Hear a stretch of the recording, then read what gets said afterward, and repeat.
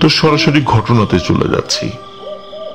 ঘটনাটির সময়কাল 1940 থেকে 45 সাল, এরকম একটি সময়। তখন কিন্তু এই সিলেট, সুনামগঞ্জ, হবিগঞ্জ, মৌলভীবাজার এই অঞ্চলগুলো কিন্তু আসলে মানে এর ভাগ হয়নি, বা এটা কিন্তু বাংলাদেশের সাথে ছিল না, তখন তো দেশ ভাগ হয়নি। এটি ওই আসামের মধ্যেই ছিল। 1947 সালে দেশ ভাগের সময় একটি গণভোট হয় এবং ওই গণভোটে সিলেট অঞ্চলটি পাকিস্তানের সাথে থেকে যাওয়ার পক্ষে রায় দেয়, যার ফলে সিলেট, মৌলভীবাজার, হবিগঞ্জ, সুনামগঞ্জ এটি পাকিস্তানের অংশ হয়। এবং পরবর্তীতে 1971 সালে মহান মুক্তিযুদ্ধের মাধ্যমে বাংলাদেশ স্বাধীনতা লাভ করলে এটি বাংলাদেশের অংশ হিসেবেই রয়ে যায়। তো আসামের গুয়াহাটিতে একজন জমিদার ছিলেন। এই জমিদার প্রতি বছর ঘোড়দৌড়ের আয়োজন করতেন। তার গ্রামে যে মানুষরা ছিল তারা অনেকেই ঘোড়া টোড়া পালতো, আর তৎকালীন সময় তো যোগাযোগ ব্যবস্থা ঘোড়া কেন্দ্রিক একটু বেশি হতো, কারণ তখনও তো সবার কাছে এরকম গাড়ি বা বাস এগুলো এরকম চালু হয়নি। এটি একটি উৎসবের মতো ছিল গ্রামে। তো জমিদার বর্ষাকালের ঠিক আগে এই ঘোড়দৌড়ের একটা আয়োজন করত। তো এমন একটা সময়ে নিয়মিতভাবে যেহেতু এটা করে, তো ওই বছরের একটা নির্দিষ্ট দিনে জমিদার ঘোড়দৌড়ের আয়োজন করেন। গ্রামের বিভিন্ন প্রান্ত থেকে মানুষজন ঘোড়া নিয়ে আসে তার ঘোড়াকে প্রতিযোগিতায় অংশগ্রহণ করানোর জন্য। এর মধ্যে চিনাই নামে একজন ব্যক্তি, আবারও বলছি তার নাম হচ্ছে চিনাই। এই চিনাই নামক একজন ব্যক্তি, সে একটি ঘোড়া নিয়ে আসে। এই ঘোড়াটি অন্য সবার ঘোড়া থেকে বেশ তাগড়া ছিল, উঁচু ছিল এবং দেখতে একদম কুচকুচে কালো ছিল। এই ঘোড়াটিকে দেখে জমিদারের খুব ভালো লেগে যায়। জমিদার চিনাইকে কাছে ডাকে, ডেকে ওই ঘোড়াটি জমিদারের কাছে বিক্রি করতে বলে। সকলের সামনে চিনাই জমিদারের এই প্রস্তাবটি না বলে দেয়। সবার সামনে এরকম একজন প্রতাপশালী জমিদারকে মুখের সামনে না বলে দেয়া, এটি জমিদার ভালোভাবে নেয়নি। জমিদার খুবই অপমানিত হয়, বা সে অপমানিত বোধ করে। সে চিনাইকে বলে, তুমি প্রতিযোগিতায় অংশগ্রহণ করতে পারবা না, তুমি চলে যাও, তোমাকে এই ঘোড়দৌড় প্রতিযোগিতায় অংশগ্রহণ করতে দেয়া হবে না। তখন চিনাই বলে যে আমার তো কোনো দোষ নেই, আপনি ঘোড়ার দাম করেছেন বা ঘোড়াটা নিতে চেয়েছেন, কিনতে চেয়েছেন, আমি মালিক হিসাবে তো সেটা না বলতেই পারি যে আমি বিক্রি করব না। আমাকে প্রতিযোগিতাকে কেন বের করে দিচ্ছেন? জমিদার বলে, কোনো কথা শুনবো না, প্রতিযোগিতাকে বের হয়ে যাও। তখন জমিদার তার লোকদেরকে দিয়ে চিনাইকে তার ঘোড়া সমেত ওই প্রতিযোগিতা থেকে বের করে দেয়। চিনাই ওই ঘোড়া নিয়ে ওই প্রতিযোগিতায় অংশ নিতে পারে না।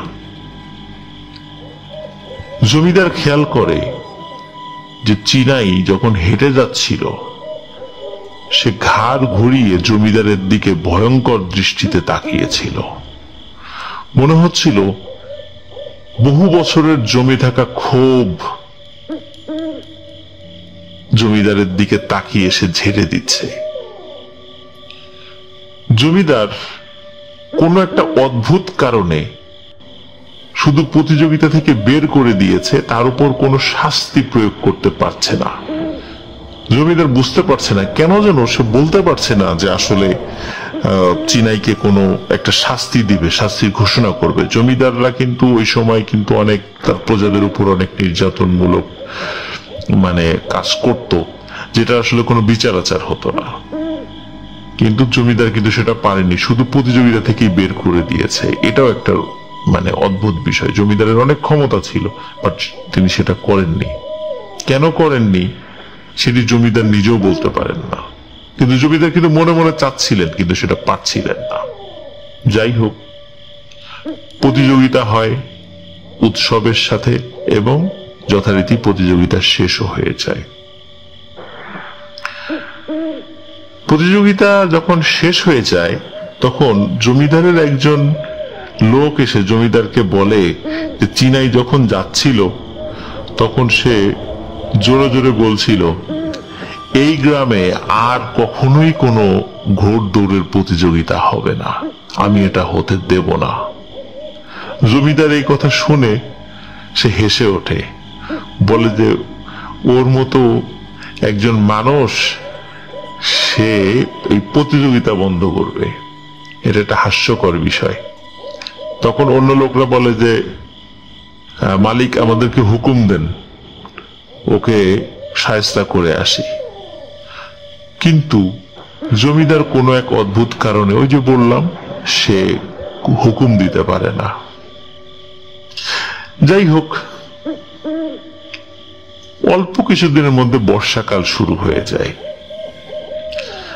আর বর্ষাকাল হলে স্বাভাবিকভাবে মানুষ মাছ ধরতে বের হয়। কোনো এক রাতে ওই গ্রামের মানুষ বিলে মাছ ধরতে গেছে নৌকা নিয়ে। রাত প্রায় আনুমানিক, কারণ তখন তো মানুষের হাতে ঘড়ি থাকতো না, আনুমানিক রাত প্রায় 1:30 থেকে 2 বাজে। হঠাৎ ওই নৌকায় যারা বসেছিলেন বা আরো দূরে দূরে তো নৌকা ছিল, তারা সবাই দেখছে, এটা যে শুধু 1-2 জন দেখছে তা না, বিশাল আকৃতির একটি ঘোড়া পানির উপর দিয়ে টকবক টকবক করে দৌড়াতে দৌড়াতে আসছে। আর ঘোড়াটি যখন নিকটে আসছে তখন মানুষরা দেখতে পায় ঘোড়ার উপর একজন সওয়ারি বসে আছে, কিন্তু সেই সওয়ারির মাথা নেই, মানে মাথা ছাড়া একজন ঘোড়সওয়ারি বসে আছেন। এবং ওই ঘোড়াটা একদম কালো মিচমিচে অনেক উঁচু লম্বা একটা ঘোড়া।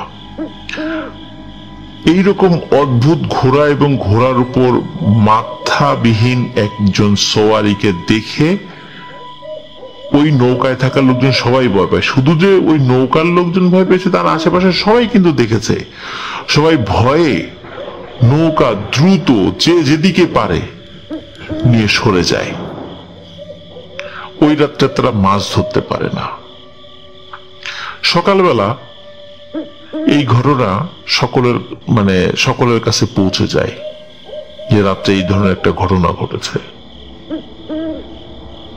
তখন অনেকেই বলে যে রাত্রে মাছ ধরতে গেলে সচরাচর এই ধরনের টুকটাক ঘটনা ঘটতেই পারে, কারণ আমরা মাছ ধরা রিলেটেড অসংখ্য ঘটনা বলেছি বিভিন্ন ভয়ের শো গুলোতে। তো আমরাও জানি প্রিয় লিসেনার্স যে মাছ ধরতে গেলে এরকম টুকটাক ঘটনা ঘটেই। তো ওনারাও কিন্তু ওই রকমই চিন্তা করেছেন যে মাছ ধরতে গেলে রাত্রেবেলা টুকটাক ঘটনা ঘটে, এটা কিছু না। পরের দিন তারা আবারও মাছ ধরতে যান স্বাভাবিকভাবেই, যেটা তারা করে থাকেন, কারণ তারা তো জেলে ছিলেন। ওই রাত্রেও একই ঘটনা ঘটে। টকবক টকবক করে সেই ঘোড়াটি আসছে এবং ঘোড়ার উপর সেই মাথাবিহীন একজন সওয়ারি বসে আছে। এবারও নৌকা নিয়ে সবাই সেখান থেকে পলায়ন করে। পরের দিন যখন তারা আলোচনা করে যে তাহলে প্রথম দিন না হয় এরকম ঘটনা ঘটেছিল, আজকেও কেন ঘটলো, তখন তারা বলে যে আমরা আরো একদিন দেখব যে কি হয়। তৃতীয় দিনও প্রিয় লিসেনার্স একই ঘটনা ঘটে। পরে এমন একটা অবস্থা হয় তারা বিলে আর মাছ ধরতে পারছে না, মাছ ধরা তাদের পক্ষে অসম্ভব হয়ে দাঁড়ায়, কারণ তারা নৌকা নিয়ে বের হলেই এই মাথাবিহীন সওয়ারি ঘোড়ায় চেপে টকবক করে পানির উপর দিয়ে আসতে থাকে। তো তারা মাছ ধরা বন্ধ করে দেয়। মাছ ধরা যখন বন্ধ করেছে, বিলে তো এখন আর কেউ যাচ্ছে না রাতের বেলা। এখন শুরু হয় স্থলভাগে, মানে আগে তো বিলের মধ্যে হতো, এখন ডাঙাতে শুরু হয়, মানে স্থলভাগে শুরু হয়। গ্রামের মানুষ রাতের বেলা যদি বাসার থেকে বের হতো, তখন দূর থেকে ঘোড়ার খুরের আওয়াজ শোনা যেত, টকবক টকবক করে কে যেন আসছে। যখন কাছে আসতো তখন দেখতো সেই ভয়ানক কালো মিচমিচে উঁচু লম্বা ঘোড়া এবং তার পিঠের উপর বসে আছে মাথাবিহীন একজন সওয়ারি। গ্রামের মানুষ ভয়ে দৌড়ে পালাতো। রাতের বেলা গ্রামের মানুষ বের হলেই কেউ না কেউ এই ভয়ানক এই ঘোড়া এবং ঘোড়ার পিঠে বসে থাকা মাথাবিহীন সওয়ারিকে দেখত। গ্রামের মধ্যে একটা আতঙ্ক ছড়িয়ে যায় যে রাত্রেবেলা বের হওয়া যায় না, বিলে মাছ ধরতে যাওয়া যায় না। গ্রামবাসী এসে জমিদারের কাছে নালিশ জানায়। তো জমিদার এই বিষয়টি হেসেই উড়িয়ে দেয় যে এটাও কি আমাকে বিশ্বাস করতে হবে, আর এইটার জন্য কি পাইক পেয়াদা নিয়োগ করতে হবে? তোমরা এগুলো ভুল দেখছো, এই বিষয় নিয়ে আর আমার কাছে কখনো নালিশ করতে আসবে না। গ্রামবাসী হতাশ হয়ে ফিরে যায়। তাহলে কার কাছে যাবে, কি করবে? ওই রাত্রে ঘটে আরেকটি ভয়ানক ঘটনা। ওই রাত্রে জমিদার তার ঘরে শুয়েছিল। হঠাৎ জমিদার কিছু একটা শব্দ শোনে। ওই শব্দ শোনার পর জমিদারের ঘুম ভেঙে যায়। কিন্তু আমরা জানি যে প্রিয় লিসেনার্স, জমিদার বা ওই সময় জমিদার যে বাড়িগুলো, এটা কিন্তু বিশাল এরিয়া নিয়ে থাকতো, আর জমিদারদের ঘরগুলোও থাকতো অনেক বড়, মানে ঘরের উচ্চতা বলেন বা প্রসারতা বলেন, সব দিক থেকেই ঘরগুলো অনেক বড় থাকতো। জমিদারের ঘুম ভেঙে যায়। মোমের আলোতে জমিদার একটা ভয়ানক দৃশ্য দেখে। জমিদারের ঘরের মধ্যে ভয়ানক আকৃতির একটি ঘোড়া দাঁড়িয়ে আছে, আর ঘোড়ার পিঠে বসে আছে মাথাবিহীন একজন সওয়ারি, এবং ঘোড়ার চোখ দুটি লাল টকটকে ছিল। জমিদার এই দৃশ্য দেখে প্রচন্ড ভয় পান। উনি চিৎকার করে ওঠেন। আশেপাশ থেকে জমিদারের যেই প্রহরীরা আছে তারা চলে আসে। প্রহরীরা চলে আসার সাথে সাথে সেখানে আর কাউকে দেখা যায় না। কিন্তু জমিদার এতটাই ভয় পেয়েছিলেন যে উনি খুব অসুস্থ হয়ে যান এবং কয়েকদিনের মাথায় জমিদার মারা যান। জমিদার মারা গেলেও এই ভয়ানক ঘটনার কিন্তু শেষ হয় না। এই ঘটনা কিন্তু চলতে থাকে। রাতের বেলা কেউ বাসার থেকে বের হতে পারে না, বিলে মাছ ধরতে পারে না, এমনকি ঘরের মধ্যে শুয়ে থাকলেও সেই ঘোড়ার খুরের টকবক টকবক আওয়াজ গ্রামবাসী পেত, ঘোড়ার ডাকের আওয়াজ পেত। আর ঘোড়ার ডাক এটা স্বাভাবিক ছিল না, এটা বেশ ভয়ানক একটি ডাক ছিল। এখন কি করা যায়? এভাবে তো চলতে পারে না। তারপরও মানে যেহেতু মাসের পর মাস পার হয়ে যাচ্ছিল, এইভাবেই তারা খুব কষ্টে দিনানিপাত করছিল। এর মধ্যে শীতকাল চলে আসে। ওই গ্রামে একটি ওয়াজ মাহফিলের আয়োজন করা হয়। ওই গ্রামে না, সরি আমার বলতে ভুল হয়েছে, পার্শ্ববর্তী একটি গ্রামে। ওই গ্রামের অধিকাংশ মানুষ সনাতন ধর্মাবলম্বী ছিল। তো তারা চিন্তা করে যে আমরা ওই মাহফিলে যাব, ওখানে যাওয়ার পরে ওখানে যিনি পীর সাহেব আসবেন তার কাছে গিয়ে বিষয়টি বলবো, তিনি যদি কোনো সমাধান দিতে পারেন। কারণ তারা স্থানীয়ভাবে অনেক সমাধানের চেষ্টা করলেও এই বিষয়টি কোনোভাবেই সুরাহা হচ্ছিল না। কারণ হচ্ছে তারাও কিন্তু ওই গ্রাম বা পার্শ্ববর্তী গ্রাম থেকে বিভিন্ন কবিরাজদেরকে ডেকে নিয়ে এসেছিল। কবিরাজরা যখনই এই সমস্যার সমাধানের চেষ্টা করত, তখনই ওই কবিরাজের সন্তানাদি মারা যেত, এমনকি কবিরাজও মারা যেত। এই জন্য কবিরাজরা ভয়ে এই সমস্যার সমাধানের জন্য আসতে চাইতো না। গ্রামবাসী যখন একদম হতাশ হয়ে গিয়েছিল, তখন তারা চিন্তা করেছে যে আমরা এই যিনি ওয়াজে আসবেন, ওয়াজ করতে আসবেন, শুনেছি তিনি অনেক বুজুর্গ একজন মানুষ, তার কাছে আমরা এই সমস্যার সমাধানের জন্য বলবো। এবং সত্যি তার কাছে যান, ওয়াজ শেষ হন, ওয়াজ যখন শেষ হয়, ওয়াজ শেষ করার পরে গ্রামবাসীদের একটা প্রতিনিধি দল হুজুরের সাথে দেখা করেন। হুজুরের সাথে দেখা করার পরে হুজুর মনোযোগ দিয়ে সব কথা শোনেন। শোনার পর হুজুর বলেন যে এই যে চিনাই নামে যে লোকটা ঘোড়া নিয়ে এসেছিল, ও ব্ল্যাক ম্যাজিক জানতো। ওখান থেকে চলে যাওয়ার পরেই ও ভয়ানক একটি জিনকে চালান করে দেয়, যাতে করে কেউ আর বিলে মাছ ধরতে না যায়, রাত্রেবেলা ঘর থেকে বের না হয়, এবং গ্রামে একটি ভয়ানক পরিবেশ পরিস্থিতির সৃষ্টি করার জন্য। এবং এটি করতে সে সফল হয়েছে। জমিদার ভয়ে মারা গেছে এবং তোমাদেরকেও ভয় দেখাচ্ছে। এখন এটার সমাধান কি? তখন হুজুর বলেন, এটার সমাধান একটাই, আমি একটি চিরকুট লিখে দিচ্ছি। তোমরা কেউ একজন সাহসী মানুষ রাতের বেলা গিয়ে গ্রামের 3 রাস্তার মোড়ে একটি ছোট্ট পাথর দিয়ে এই চিরকুটটা মাটিতে রেখে আসবা। পরের দিন তাই করে। ওই রাত্রে একজন মানুষ, বেশ সাহসী একজন মানুষ, উনি পাথর দিয়ে ওই চিরকুটটি 3 রাস্তার মোড়ে ঢেকে রেখে আসেন। এবং পরের দিন সকালে গিয়ে দেখেন পাথরটি ওই জায়গায় আছে, কিন্তু ওই চিরকুটটি নেই।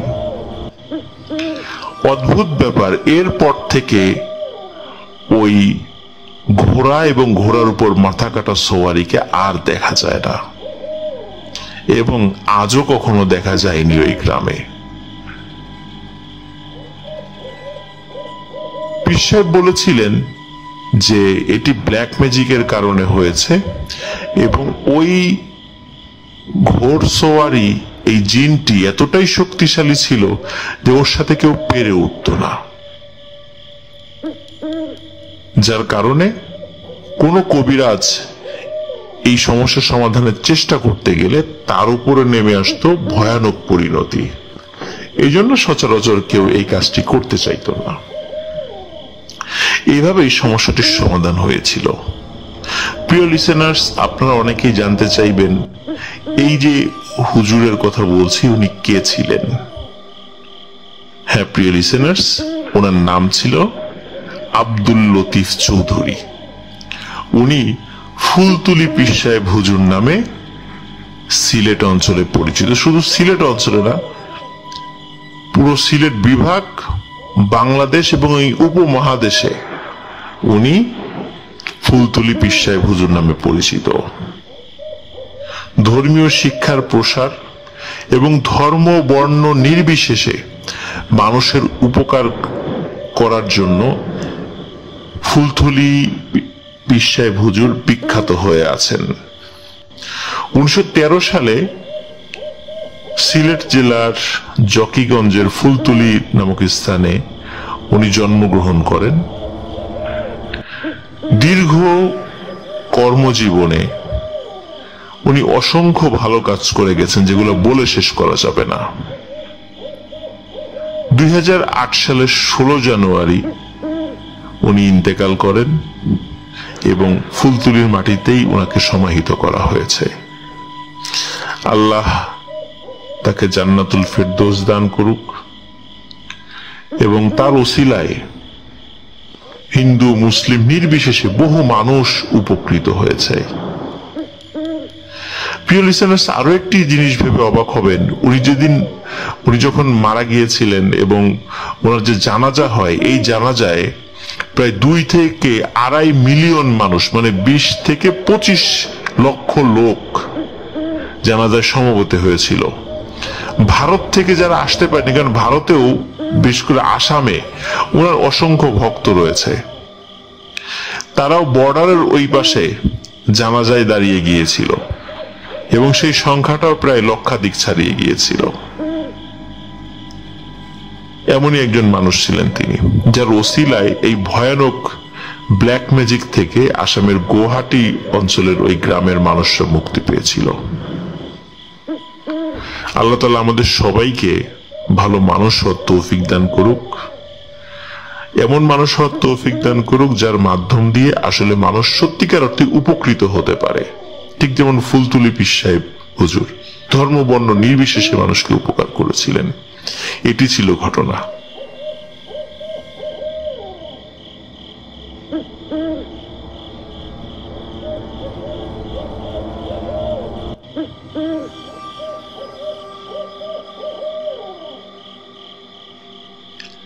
প্রিয় লিসেনার্স, এই মুহূর্তে যে ঘটনাটি আমি আপনাদের সাথে শেয়ার করতে যাচ্ছি, ঘটনাটি মৌলভীবাজার জেলার শ্রীমঙ্গল উপজেলার কালীঘাট ইউনিয়নের মন্দির কেন্দ্রিক একটি ঘটনা। আর ঘটনাটি আমাকে দিয়েছেন শিব্বির আহমেদ। আমার সাথে যোগাযোগ করে যে তার কাছে একটি ঘটনা রয়েছে, তখন শিব্বির আহমেদ আমার কাছে ঘটনাটি পাঠায়। ঘটনাটি জানার পরে আমার কাছে খুবই অদ্ভুত লেগেছে, যার কারণে ঘটনাটি আমি আপনাদের সামনে উপস্থাপন করতে চাই। প্রিয় শ্রোতা, আমরা জানি যে শ্রীমঙ্গলে অনেক চা বাগান রয়েছে। চা বাগান, ছোট ছোট পাহাড়, টিলা, এগুলো কিন্তু রয়েছে। দিনের বেলা চা বাগানের সৌন্দর্য কিন্তু খুবই মনোরম, আর যদি চা বাগানের সাথে পাহাড় থাকে তাহলে তো কোনো কথাই নেই। কিন্তু রাতের বেলা কিন্তু খুবই শুনশান নীরবতা নেমে আসে চা বাগানে, খুবই ভয়ঙ্কর পরিবেশ সৃষ্টি হয়। কখনো আপনারা দেখেছেন কিনা আমি জানি না, কিন্তু আমি দেখেছি। প্রিয় লিসেনার্স, এই ঘটনাটি যার কাছ থেকে শিব্বির আহমেদ সংগ্রহ করেছেন তার নাম হচ্ছে রঞ্জন কর্মকার, যিনি এই কালীঘাট ইউনিয়নের একজন বাসিন্দা। তার বয়স 70 ছুঁই ছুঁই। এই ঘটনাটি তিনি তার বাবার কাছে শুনেছিলেন, তখন তার বাবাও ছোট ছিল। তখন সময় আনুমানিক 1920 সাল। ওই গ্রামে একটি মন্দির রয়েছে, যেটা এখনো রয়েছে। প্রতি বছর সেখানে পাঠা বলি দেয়া হতো। কোনো এক বছর গ্রামবাসীর আর্থিক অবস্থা খুবই শোচনীয় ছিল, এবং এতটাই শোচনীয় ছিল সবাই মিলে চাঁদা দিয়েও একটি পাঠা কেনার মতো অবস্থা সৃষ্টি হয়নি, যার ফলে পাঠা বাদ রেখে পূজার অন্যান্য উপকরণ তারা কেনে এবং মন্দিরের পুরোহিতকে দিয়ে পূজা অর্চনা শেষ করে যে যার বাড়িতে চলে যায়। ওই রাত্রে পুরোহিত একটি ভয়ানক স্বপ্ন দেখেন। তিনি দেখেন ভয়ানক উচ্চতার মানুষের আকৃতির কিছু একটা।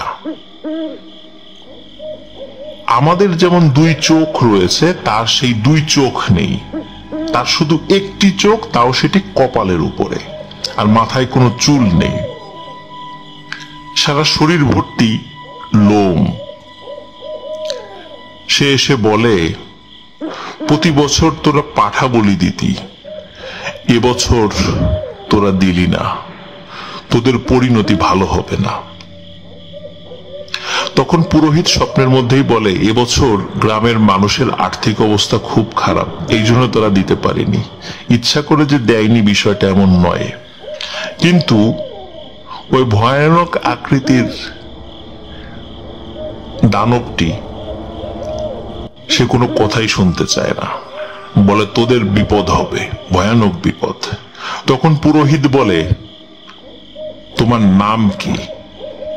তখন ওই দানবটি বলে আমার নাম লক্ষণাবন। তার নাম লক্ষণাবন বলার সাথে সাথে পুরোহিতের ঘুম ভেঙে যায়। পুরোহিত দরদর করে ঘামতে থাকে এবং চিন্তা করতে থাকে যে কি দেখলাম আমি, যা দেখলাম তা কি ঠিক দেখলাম? তিনি চিন্তা করেন যে না, আমি তো স্বপ্ন ঠিকই দেখেছি, কিন্তু এই বিষয়টি তো গ্রামবাসীকে জানানোর দরকার। কিন্তু তখন অনেক রাত ছিল, উনি খালি অপেক্ষা করছিলেন কখন সকাল হবে। সারা রাত উনি আর ঘুমাতে পারেননি। যখনই সকালের ভোরের আলো ফুটে, তখন তিনি তাড়াতাড়ি বের হয়ে যান ঘর থেকে এবং গ্রামবাসীকে ডেকে একত্র করেন এবং স্বপ্নের এই বিষয়টি গ্রামবাসীকে খুলে বলেন। তখন গ্রামবাসী চিন্তা করে যে তাহলে এটা তো আসলে আমাদের সামর্থ্যের বাইরে ছিল, এই জন্য করতে পারিনি, তাহলে একটা ক্ষমা প্রার্থনা করে আজকে রাত্রে আর একটা পূজা করব আমরা। পুরোহিত বলেন হ্যাঁ, এই কাজটাই হতে পারে। তখন ওই রাত্রে ক্ষমা প্রার্থনা করে আরেকটি পূজার আয়োজন করা হয়। যখন পুজো শেষ করে সবাই যে যার বাড়িতে চলে যায়, পুরোহিতও তার বাড়িতে চলে যায়, ওই রাত্রে পুরোহিত আবার সেই লক্ষণাবনকে স্বপ্নে দেখে। লক্ষণাবন স্বপ্নে এসে বলে যে ক্ষমা প্রার্থনা করে কোনো লাভ হবে না, তোরা যেটা করেছিস তার ফল তোদেরকে ভোগ করতে হবে। এখন একটা পথ খোলা আছে, এই গ্রামের 1 দিন বয়স থেকে শুরু করে নিয়ে 9 মাস 9 দিন বয়স পর্যন্ত যতগুলো বাচ্চা রয়েছে, এই বাচ্চা সংখ্যক পাঠা এক দামে একই রঙের হতে হবে। এই এত সংখ্যক পাঠা বলি দিতে হবে। যদি দিতে পারিস তোরা তাহলে বেঁচে যাবি, আর তা না হলে ভয়ানক বিপদ নেমে আসবে। এই কথা বলার পর পুরোহিতের স্বপ্ন আবার ভেঙে যায়।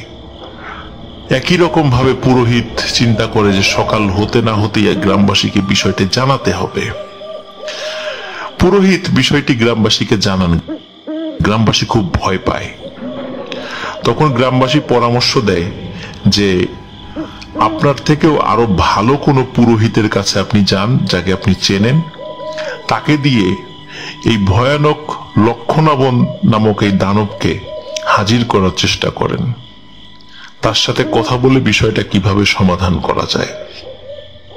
তখন পুরোহিত তার পরিচিত ওই মৌলভীবাজার জেলার আরেকজন পুরোহিতের সাথে যোগাযোগ করেন। তিনি বয়সে অনেক সিনিয়র ছিলেন এবং অভিজ্ঞ মানুষ ছিলেন। ওই পুরোহিত বলেন যে ঠিক আছে, আমি যতটুকু মন্ত্র জানি জিন হাজির করার, আমি সেটা চেষ্টা করে প্রয়োগ করে এই লক্ষণাবনকে হাজির করার চেষ্টা করব। সেই পুরোহিত রাতের বেলা ওই গ্রামে আসেন, এসে তার যে রিচুয়াল গুলো আছে সেগুলো শুরু করেন। ঘন্টার পর ঘন্টা চেষ্টা করেও তিনি লক্ষণাবনকে হাজির করতে পারছিলেন না। একটা পর্যায়ে ওই পুরোহিত অসুস্থ হয়ে পড়েন, কারণ দীর্ঘক্ষণ ধরে মন্ত্র পাঠ করতে করতে ওনার শরীর দুর্বল হয়ে পড়েছিল। তখন উনি বলেন যে আমি একে হাজির করতে পারলাম না, এ অত্যন্ত শক্তিশালী একটি জিন, আমার থেকেও আরো অভিজ্ঞ এবং ভালো পুরোহিত লাগবে, তোমরা তাকে খোঁজ করার চেষ্টা করো। এই ঘটনা যখন ঘটে তখন গ্রামবাসী চিন্তা করে কার কাছে যাওয়া যায়। কিন্তু এই চিন্তা করতে করতেই গ্রামে শুরু হয় একটি ভয়ানক ঘটনা।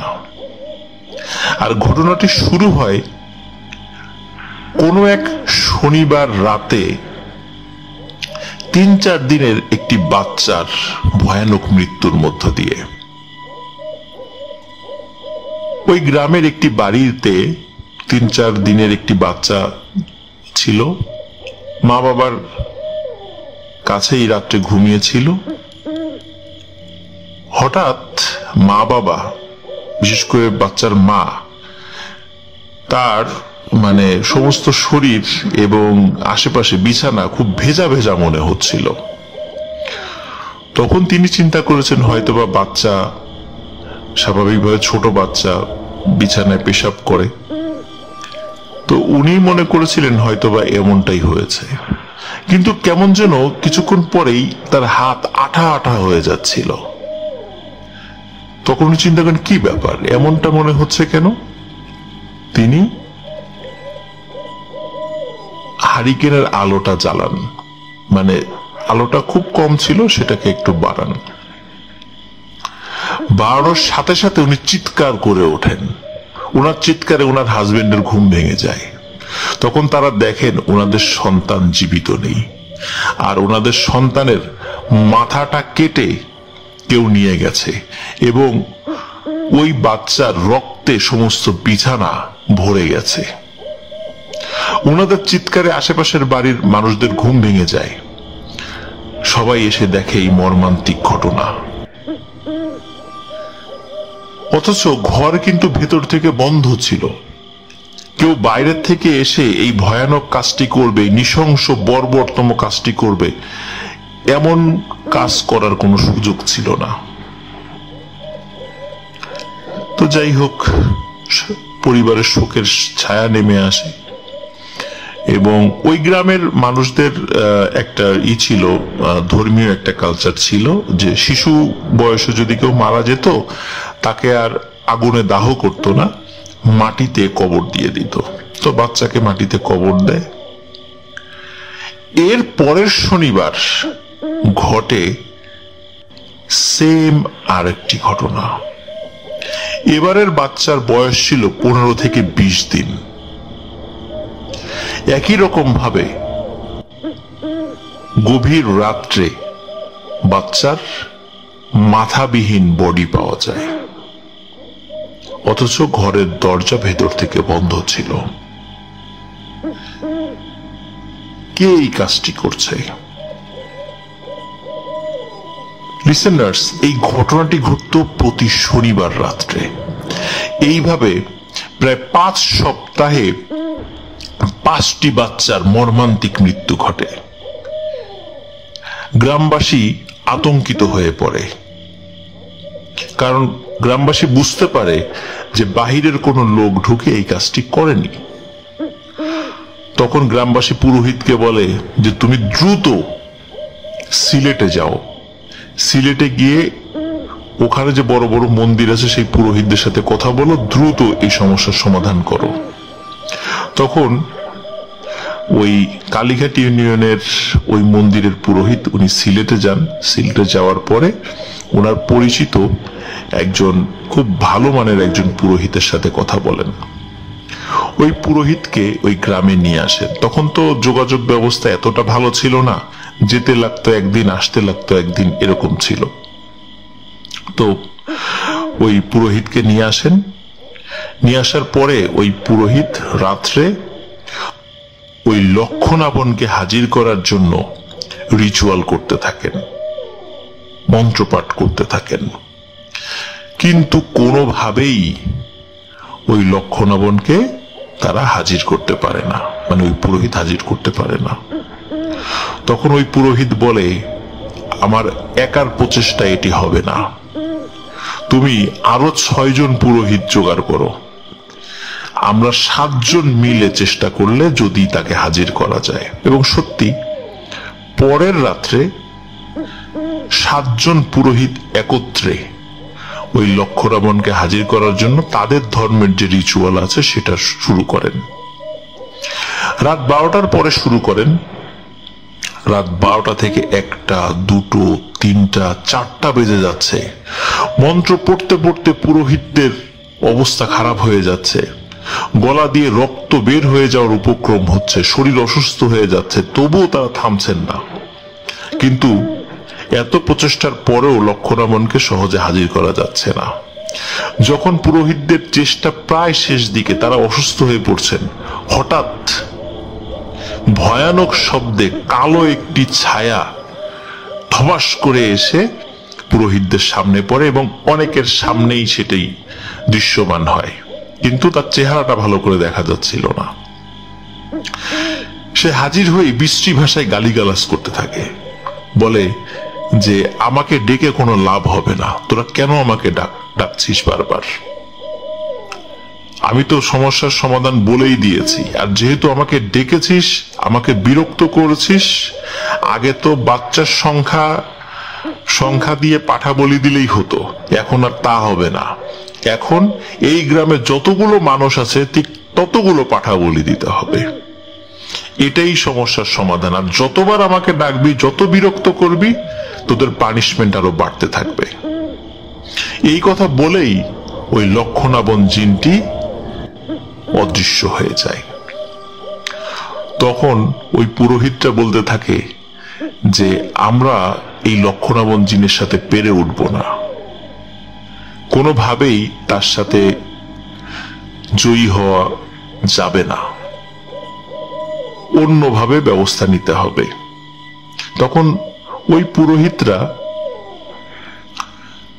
একটা পরামর্শ দেন, বিশেষ করে সিলেটের যিনি প্রধান পুরোহিত এসেছিলেন তিনি বলেন যে একটা পরিচিত মাজারের কথা বলেন, কিন্তু সেই মাজার যে কোনটি সেটি আসলে প্রিয় লিসেনার্স এটা জানতে পারিনি, কারণ এটা অনেক আগের কথা, তো সিলেটে তো অনেক মাজার রয়েছে। তো ওই পুরোহিতের সাথে একজন মাজারের খাদেমের অত্যন্ত ভালো সম্পর্ক ছিল। তারা ভিন্ন ধর্মের হওয়া সত্ত্বেও উভয়ের মধ্যে অত্যন্ত হৃদ্যতাপূর্ণ সম্পর্ক ছিল। তখন ওই পুরোহিত বলেন যে তুমি মাজারের ওই খাদেমের কাছে গিয়ে আমার কথা বলো, মানে ওই গ্রামের যে পুরোহিত আছে তাকে বলে আমার কথা বলো, তুমি আমার রেফারেন্স দিবা এবং বলবা এই এই ঘটনা আমি বলেছি, যে সমস্যা সমাধানের জন্য তিনি যেন চেষ্টা করেন। তখন গ্রামের মানুষ গালিগালাজ করে ওঠে, বলে ওঠে যে আমাকে এইভাবে বারবার ডেকে কোনো লাভ হবে না, সেটা আমি আগেই বলে দিয়েছি, আর সমস্যার সমাধানও বলে দিয়েছি, সুতরাং এইটার আর কোনো চেঞ্জ হবে না। গ্রামের যতগুলো মানুষ আছে ঠিক তত সংখ্যক পাঠা বলি দিতে হবে। তখন ওই খাদেম সাহেব তিনি বলেন যে তুমি যতই শক্তিশালী হও না কেন, মানুষের থেকে তুমি শক্তিশালী নও।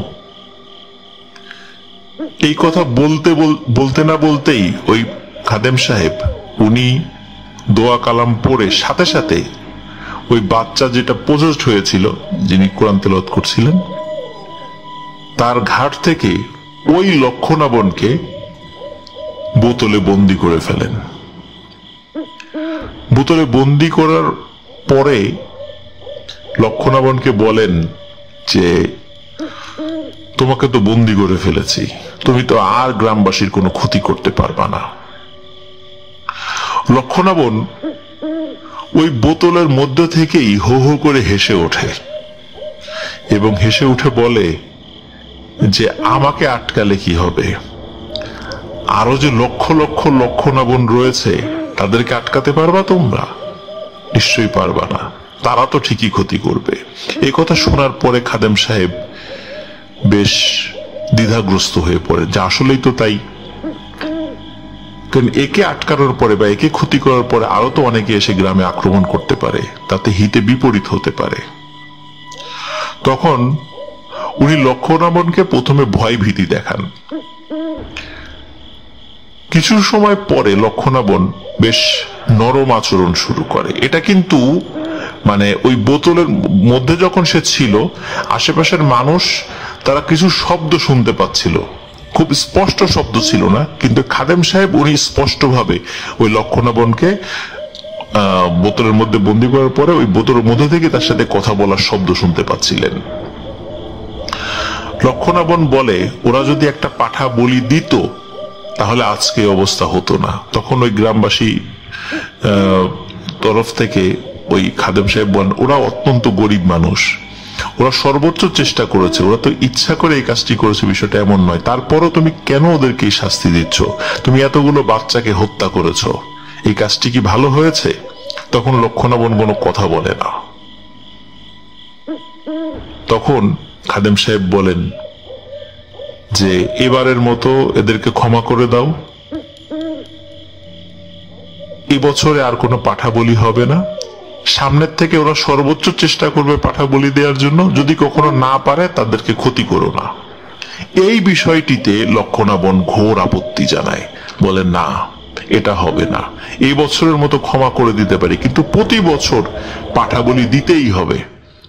এটা কোনোভাবেই সম্ভব না যে ইচ্ছা যদি কখনো সামর্থ্য না হয় দেবে না, কখনো সামর্থ্য হলে দেবে, এটা সম্ভব নয়।